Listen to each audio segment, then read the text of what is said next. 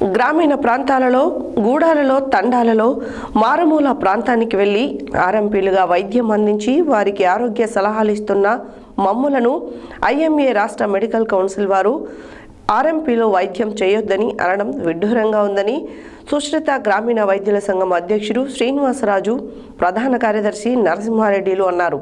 ఆదివారం నల్గొండ పట్టణంలోని అద్దంకి బైపాస్ రోడ్డులో ఉన్న సుశ్రిత గ్రామీణ వైద్యుల సంఘం కార్యాలయంలో ఏర్పాటు చేసిన విలేకరుల సమావేశంలో వారు మాట్లాడారు.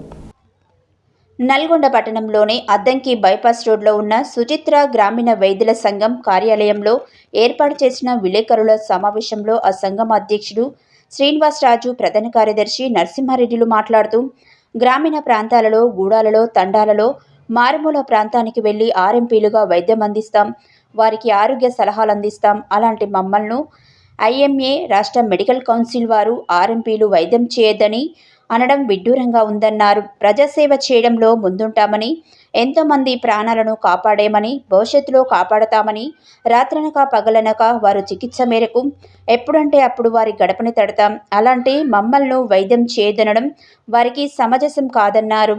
428 జీవో కొనసాగించి గత ప్రభుత్వాలు ఆర్ఎంపీలుగా శిక్షణ ఇచ్చారని, ధృవీకరణ పత్రాలు కూడా ఉన్నాయని గుర్తు చేశారు.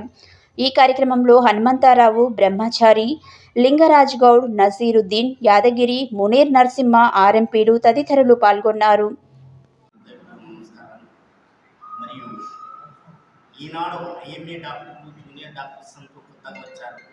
కొత్త వచ్చి మా మీద ఏదో మేము 50 సంవత్సరాల నుంచి వైద్యం చేస్తున్నాం, మేము పుట్టించిన వాళ్ళే ఇవాళ జూనియర్ డాక్టర్లు చాలామంది అయ్యారు.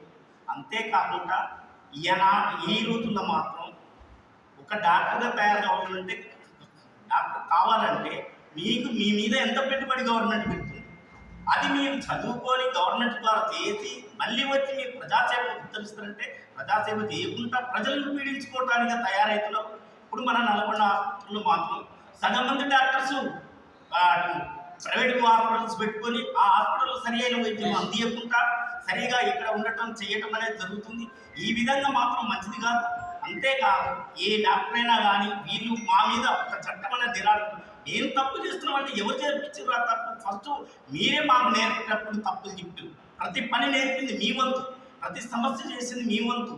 మాకు నేర్పడం మాకు సరి అయిన జీతాలు ఇవ్వకుండా మీరు హెల్త్ ఎడ్యుకేషన్ డాక్టర్స్ని పెట్టుకుంటారు. హెల్త్ ఎడ్యుకేషన్ ఉన్న వాళ్ళని పెట్టుకుంటే ఇలా యాజ్ ఇట్ ఈస్గా మీరు రాకపోతుంది బయటికి. మీరు అనవసరమైన పిల్లలను పెట్టుకొని 10th 8th చదివిన వాళ్ళని పెట్టుకొని మీరు ఏదో జీతాలు తప్పించుకుంటా వాళ్ళని నేర్పి వాళ్ళని మరి పని నేర్చుకున్నాడు వెళ్ళిపోతాడు. మీరు నేర్పిన పని మీరు ఏ పని చెప్తే ఆ పని చేస్తున్నారు, ఆ పని బయట చేసుకుంటారు, దానివల్ల వాళ్ళు సంపాదించుకుంటున్నారు. ఇది మాత్రం అసలైన తప్పు మీదే. ఇక మేము వేరే తప్పులు ఏమైనా చేస్తున్నాం అంటే మీరు సూచించిన తప్పులకే మేము చేస్తున్నాం. ఒకరి మీద మీరు మమ్మల్ని భయప్రాంతం చేసి కరెక్ట్ కాదది. దానికి సాంఘీభావం మన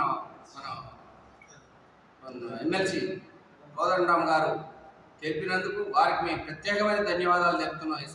మా వేదిక తరఫున వారికి ప్రత్యేకమైన ధన్యవాదాలు మన కాంగ్రెస్ ప్రెసిడెంట్ డిసిసి మహేష్ కుమార్ గౌడ్ గారు, ప్లస్ దానికి వచ్చిన జన విజ్ఞాన వేదిక గోవిందరెడ్డి గారు, రమేష్ గారు, వారు కూడా మంచిగా మాట్లాడారు. వారికి కూడా మా సంఘం తరఫున అభినందిస్తున్నాం.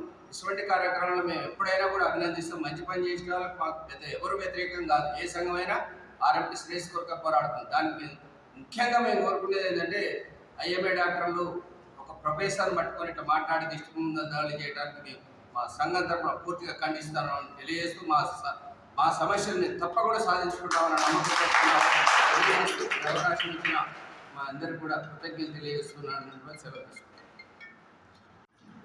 సుశ్రిత గ్రామీణ వైద్యుల సంఘం నల్గొండ జిల్లా గ్రామీణ వైద్యుల అందరి తరఫున, తెలంగాణ రాష్ట్ర గ్రామీణ వైద్యులందరి తరఫున కోదండరామ్ గారికి ముఖ్యంగా ధన్యవాదాలు తెలియపరుస్తున్నాం. ఎందుకంటే మొన్న 18వ తారీఖు రోజు గవర్నమెంట్ నుండి ఎమ్మెల్సీ నుండి కూడా, అదేవిధంగా పిసిసి ప్రెసిడెంట్ గారు గ్రామీణ వైద్యుల సమావేశానికి వచ్చేసి వారికి మద్దతు ఇస్తున్నట్టుగా మాట్లాడడం కాదు. వాస్తవికంగా గ్రామ స్థాయిలో, మురికివాడల్లో, తండాలలో, గూడెలలో కూడా ఏ ఐఎంఏ డాక్టర్ కూడా పోయి వైద్యం చేస్తలేడు.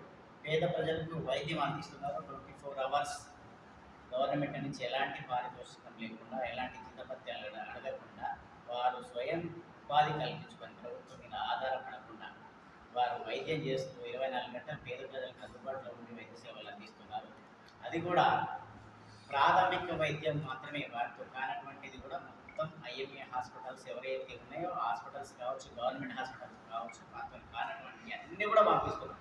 దాని విషయంలో కోదండరాము గారు మొన్న జరిగిన గ్రామీణ వైద్యుల ఆత్మగౌరవ సభలో చెప్పింది ఏంటంటే, వీరు ఎప్పటి నుంచో సర్వీస్ ఇస్తున్నారు, వారికి మనం వైఎస్ రాజశేఖర రెడ్డి గారి పీరియడ్లో ఒక జీవో ఇచ్చారు, దాదాపు 1000 hours 9 months ట్రైనింగ్ ఇచ్చారు, వాల్యూమ్ 1 వాల్యూమ్ 2 వాల్యూమ్ 3. దాంట్లో ప్రాథమిక వైద్యం ఏ దశలో చేయాలి, ఎంతవరకు ఉండాలి, అన్నీ చేసి లక్షలు చిల్లర. ప్రాథమిక వైద్యం అందిస్తున్న ఆర్ఎంపీలు నకిలీ డాక్టర్స్ ఏ విధంగా అయింది? 1000 hours ట్రైనింగ్ ఇచ్చింది మీరు కాదా?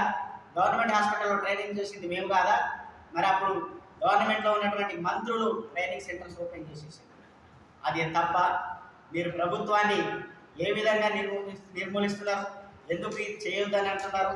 అదే ఐఎంఏ డాక్టర్స్ ఎంబీబీఎస్ చదివిన తర్వాత ఇది చెల్లదు అని చెప్పేసి కనుక మేమంటే అది కరెక్ట్ అవుతుందా? ఈ సమాజానికి ఐఎంఏ డాక్టర్స్ అవసరం, ప్రాథమిక వైద్యం అందించే దశలో గ్రామీణ వైద్యులు కూడా అవసరమే.